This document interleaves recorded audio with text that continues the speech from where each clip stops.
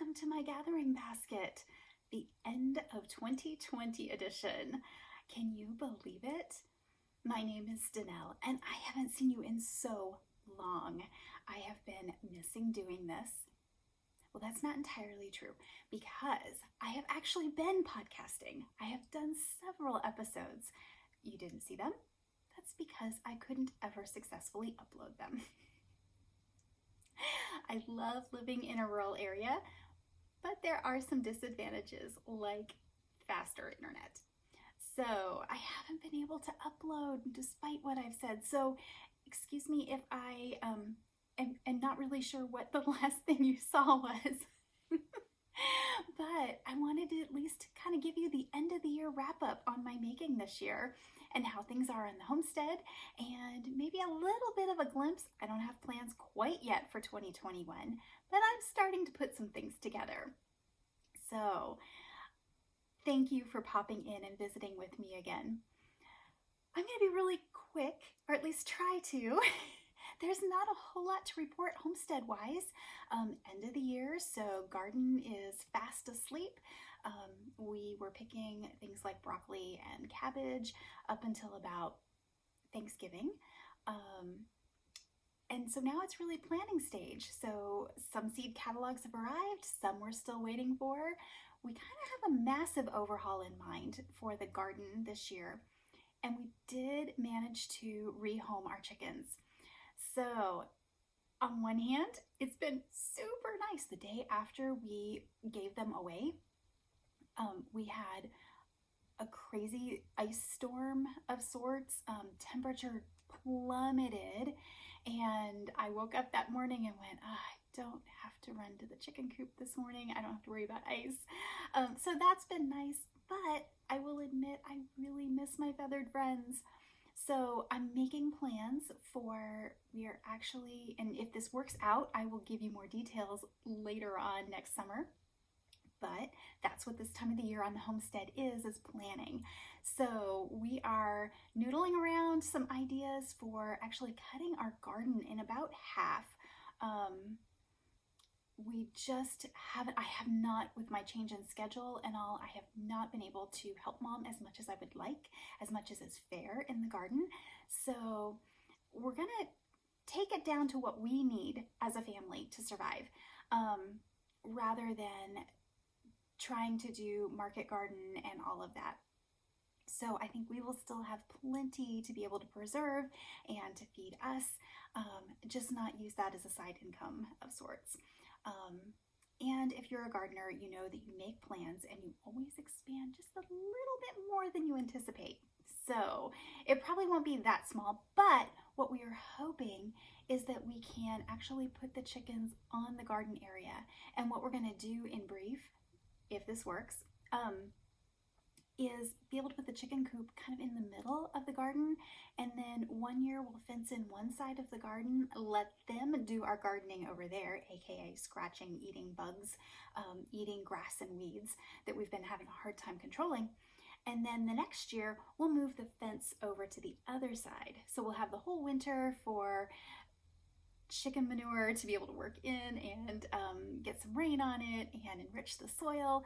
And hopefully when we looked out at the chicken yard, after, what have we had chickens, 7-8 years here, the ground, like grass, just doesn't even grow. So we're hoping that that will help with some of our weed problems. But that's going to be kind of a massive overhaul for us. I'm hoping that that will be easier for me to be able to take small amounts of time and help in the garden and not as much work for my mom. We'll see if it works. But that's about all that's going on homestead-wise. So crafting-wise, let's see, I've basically been spinning. That's been my biggest thing. So I think I showed you a lot of this on the last podcast, but here's my sweater spin. So this is my Bly, and then I actually have one other that I am playing and swatching with. But here's all of my sweater for the Bly Sweater by Amy Christophers. I have not cast on yet. My swatch worked perfectly, finally, so I just haven't had time to sit down and actually cast this on. So this was part of my Make 9 that I was doing with Amy of Noble Character Crafts.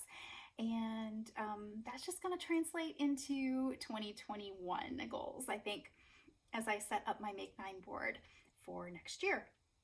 But I have a sweater's amount of yarn all spun. So that was exciting to get all of that done. And then I have also, okay, so I have some amazing friends that are wonderful stashers and phenomenal destashers. They're way more organized than me.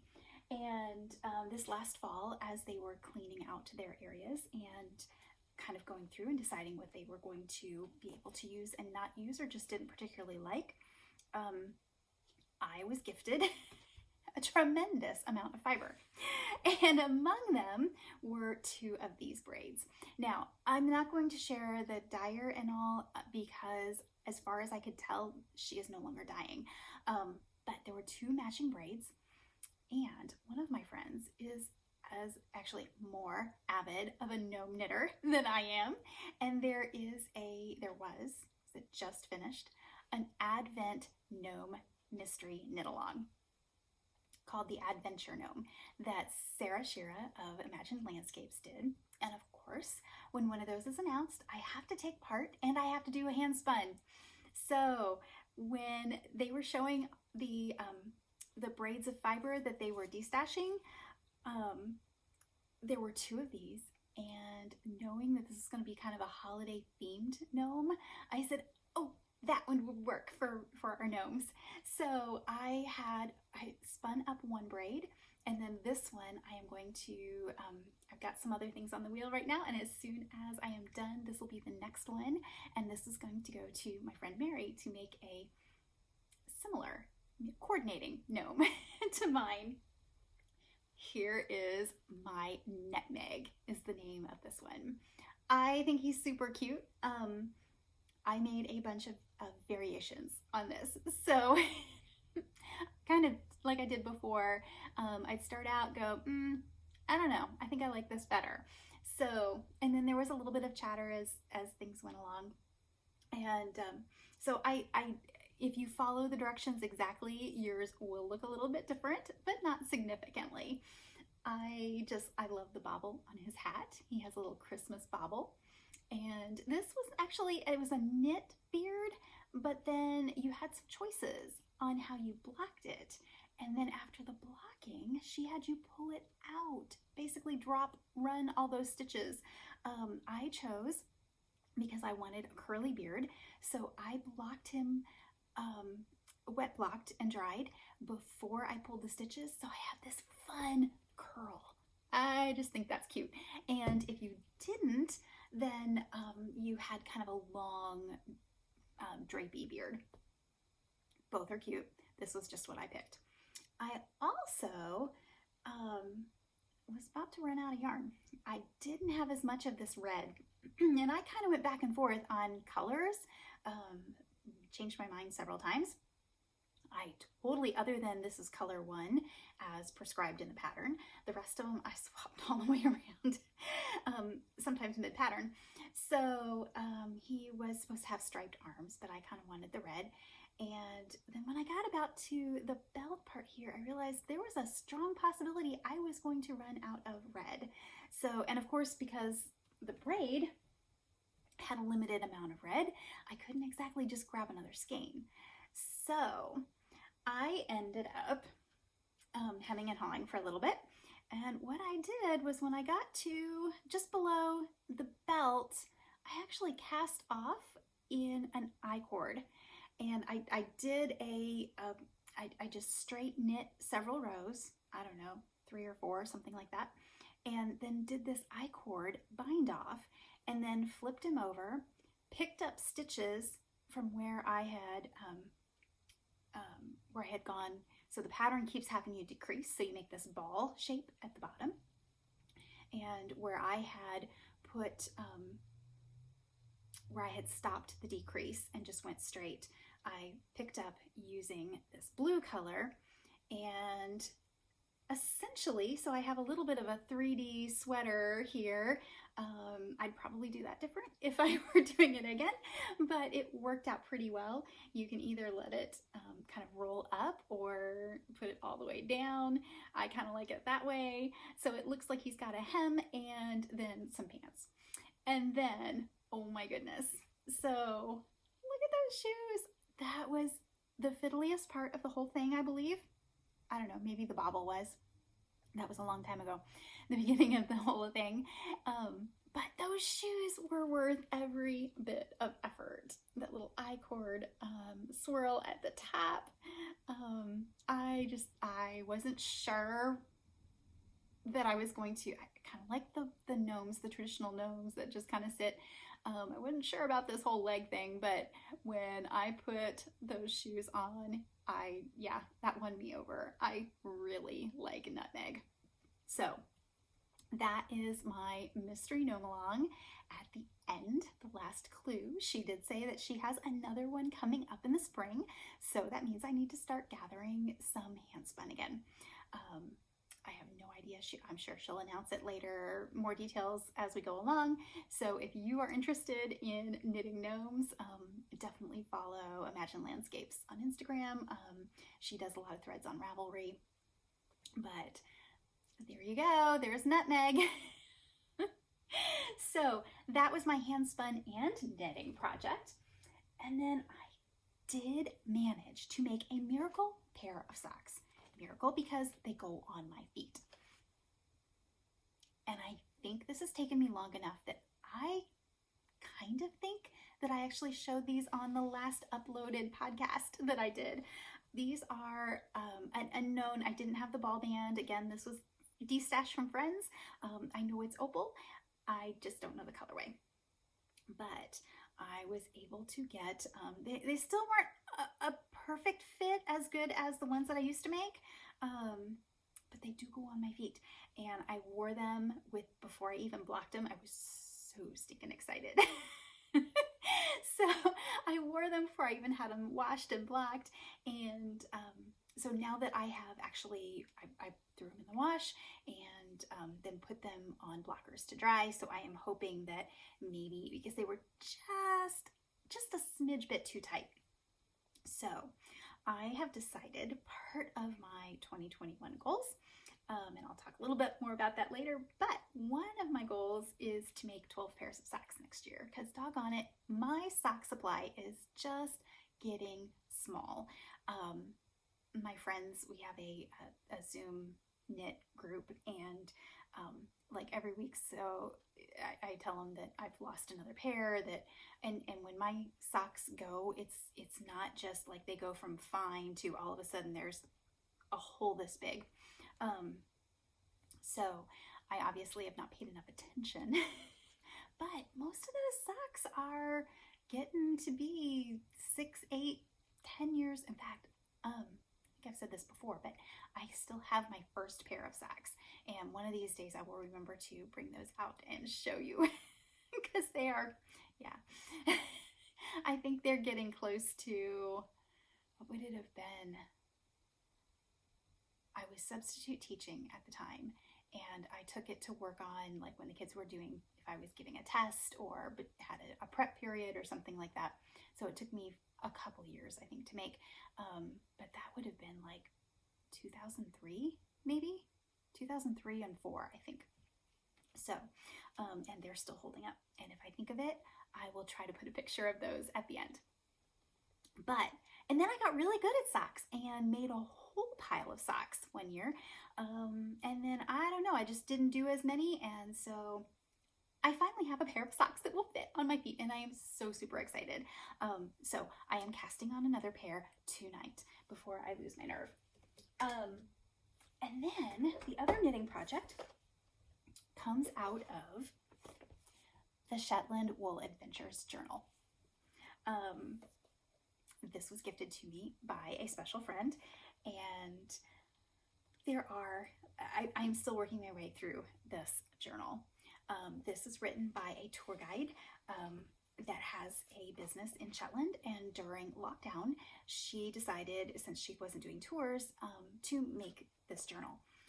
It is huge. It is not large type.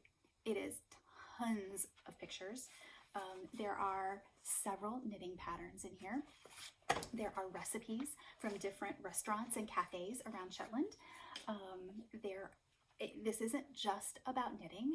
This has archaeology in it. It has history. There's tours of different farms, different places. There's so much information. And the rumor is that she is hoping to put out another one this spring as well and make this more of a periodical. But it does have a, oh my goodness, cheese scones, spiced apple cake. Oh, this is gonna make me hungry. There is a, and of course I didn't, there we go. I don't know if I'm saying this correctly, but the brochure by Donna Smith. And this isn't, you can't quite see the pattern really well because they've done it in a dark color, but I think you can get this also on Ravelry. The version here, I think, is just charted. The other version that you can download is charted as well as written out. I had actually bought this pattern when I was in Edinburgh and have not had a chance to do anything with it. It is done out of DK weight, and I just didn't have any DK, and I thought I would spin for it. But this last time that I had some fleece processed, I went ahead and said, go ahead and spin some in DK, specifically for this shawl. Meanwhile, I got this, so I've been able to use this pattern as well, because the pattern that I got was a hard copy from a knitting store. Actually, it was from the owner of the knitting store, and she had just gotten it from Donna that weekend. The pattern was put out that weekend, and there were a couple errors in the written pattern, I believe. So I didn't have the corrections on those. So it's been really nice to have a second version of that. And I really like this shawl. So I am knitting it out of BFL that was raised here in my town by my friend Darlene, and I was there when it was when we were shearing and picked out the fleeces and then had them processed. And okay, you know, lace, it looks terrible until it's blocked, but this is where I am. Okay, so that's how far I am. This thing is going to be huge. This is one skein, and I believe it takes either 4 or 5. I think in the put up that I had the mill do, I think it's going to be 5 skeins. So it's going to be huge, and this isn't even blocked. So it is worked from the bottom point up, going out with increases. You can see my little yarn overs at the end, and then you actually pick up and do a garter edge on the end of it. It took me a little while to kind of figure out this whole bottom point up thing, but then it's been really fun. It is a longer repeat, so I haven't been able to memorize it. So this gets some love. About every Sunday I get a chance to just kind of concentrate on this. So it's kind of slow going for me. It's not a hard pattern. I just kind of have to think. And usually on a lace repeat like that, I would have like a million stitch markers across. But because the increases are done at the outside, those lace repeats change basically every row. So, like I said, I am not the world's best at reading lace, reading my knitting. It's just way easier for me to look at the pattern, and I have been kind of going back and forth between the charted and the written version. And then, so that's the kind of that leaf motif, and I can't wait to see that all blocked out. And then I just started on what's called the cat's paw motif in the center. So as I continue to work up the shawl, these will continue to kind of be consistent leaves across the outside, and then this cat's paw part will continue to grow out. So I'm really liking it, and I hope I can get it done in time to curl up in to wear this winter. But I have a lot of knitting ahead. So I think that's pretty much what I've been working on. I did have some gifts that I made. I gifted one of my gnomes, and I did a knitted monster for my niece. I've been doing lots and lots of dishcloths, crocheted dishcloths this time to sell at one of the gift shops here in town. I couldn't hardly keep up with it for Christmas gifts.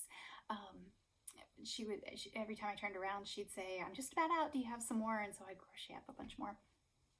So that'll slow down now coming into spring. But oh my goodness, I made dozens. So that's kept me really busy, as has quilting. Oh my goodness, I am so grateful for all the people that sent me quilts. Some mailed in, some local people, some that I met halfway between where they live and where I live to pick things up.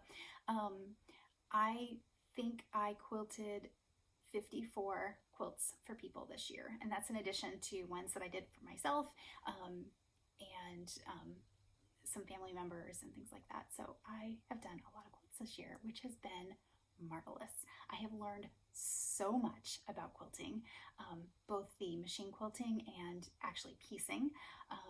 Being a machine quilter has made me so much better at piecing, which really surprised me. I've been very grateful for that.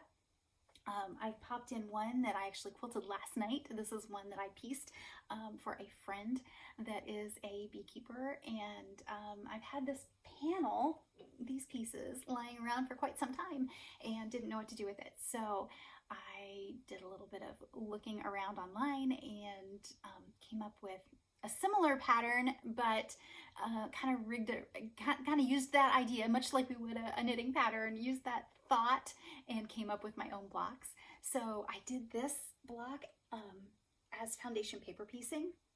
You can buy, it's called the economy block, and those of you that are quilters probably know Lori Holt, and she has a whole series of these foundation paper pieced blocks. You can totally do this just old, and this is an old pattern, but it's just kind of a new way to new twist on the old. So that made it super quick for me to do. And I got this all put together and got it quilted yesterday. I have the binding, you probably can't see, I have the binding sewn on. Let's see if I can do this without pulling it down, but I have the binding all sewn on. Oh yeah, and the back, you can see the quilting pattern, and has these really sweet little honeybees on it. This is some fabric I'd been hoarding for years that a friend gave me, and I finally decided it was time to use it. So I have the binding all sewn on, and I just need to whip stitch down the back. I'll probably do that tonight. So, and then that'll be ready for gifting. And I did I finished I did show you, I know I showed you the Trophy Buck foundation paper piece quilt, and I finished that. Again, I'll try to pop a picture of it on the back. And I gifted that to my brother, and then my nephew requested a quilt. So I just very quickly threw together, he said, it was so nice. He said, it doesn't have to be anything fancy. It doesn't have to be expensive fabric, just something I can curl up in. So he is a guitar player. I have told you about him before, and made some guitar themed knitwear for him. But I found a quilting design that was a bunch of different guitars. So I threw together some fabric in his favorite gray shades and quilted it with guitars and got that popped in the mail for him. So that was, yeah, it's just been a whirlwind of crafting fun. So that's what I've been up to. I have some cotton updates and all of that. I am getting too long-winded here. I know this isn't going to upload if I don't stop myself. It's just so good to talk to everybody, to share what I've been up to. I am thinking, and you can give me some feedback, I haven't decided whether to do this as an actual knit-along project or not. I think it could be fun. My goal for 2021 is to knit up 21 skeins. So I am contemplating making this a group effort, knowing that I can't pop on here a whole lot unless things open up to where I can go somewhere and upload like I used to. So I don't know how much it would probably be mostly Instagram based. I don't know if I'll have prizes or not. I think for me, I have a lot of yarn, and I did the Make 9 challenge, and I will probably do that again. But when it came right down to it, I'm more focused on, like, there's yarn. I don't know what I want to do with it. And so that makes it hard for like a Make 9 challenge where you pick a pattern. But I have yarn that I just really, really want to make into something because I really like it. So I got to thinking, and I have a lot of it too. Like I said, I have some very generous friends. I've been the recipient of a lot of D-stash. So a lot of it is really pretty yarns, but I may only have one skein.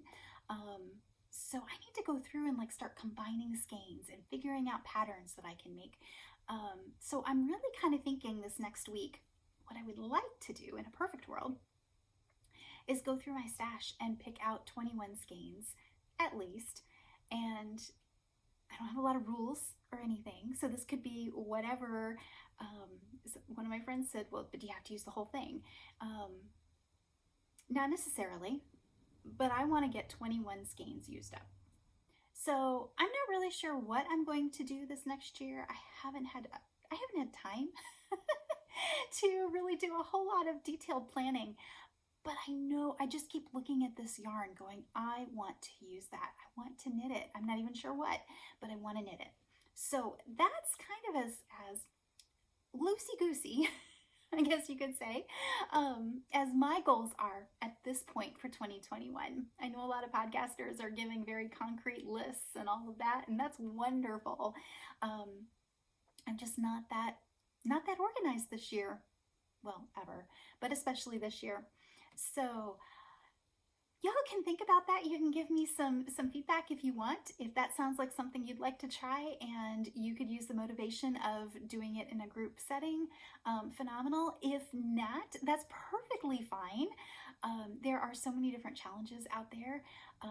And for some of us, that's not a motivator to be part of a challenge. So that's not a, that's just kind of what I'm thinking. And if you want to join along, fine. I'd love to have you. But that's what I'm thinking this year. Have a wonderful new year, everyone. Wherever you do, stay safe and stay crafty. And wherever you are and whatever you decide to do, I hope your gathering basket overflows with blessings. I hope to see you soon. Bye for now.